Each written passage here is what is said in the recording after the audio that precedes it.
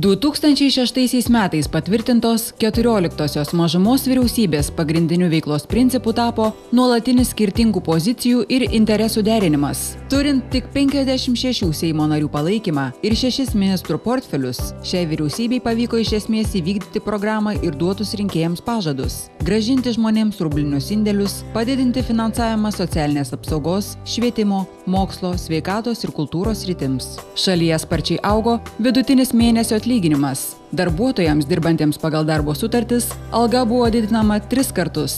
Didėjo atskirų sričių biudžetinių įstaigų ir organizacijų darbuotojų darbo užmokestis. Pirmą kartą patvirtintos ilgalaikės pedagogų, kultūros ir socialinių darbuotojų atlyginimų didinimo programos. Mažumos vyriausybės veiklos metu sumažėjo nedarbo lygis. 2007 metų pabaigoje jis siekė tik 4,3%. Vienas iš svarbiausių šios vyriausybės prioritetų buvo rūpestis vyresnio amžiaus žmonėmis. Valstybinės socialinio draudimo pensijos padidintos kelis kartus. Suvienodintos našlių pensijos. Pradėtas skirti priedas už 30 metų darbo stažą. Vyriausybės pastangomis nuo 2006 iki 2008 rugpjūčio vidutinė metinė pensija išaugo net 82%. Vyriausybė stengiasi didinti paramą šeimoms auginančioms vaikus. Išaugo motinystės, tėvystės pašalpos dydis ir jos mokėjimo terminas. Plėtėsi socialinė parama moksleiviams ir vaikams. Įvestas nemokamas pradinukų maitinimas, pradėti mokėti vaiko pinigai. 2007-aisiais priimtas apsisprendimas likti branduoline valstybe. Vyriausybei teko atsakingas uždavinys – suformuoti nacionalinio investuotojo bendrovę. Svarbiausių siekių tapo didinti šalies energetinį saugumą ir aprūpinti piliečius elektra stabiliomis kainomis.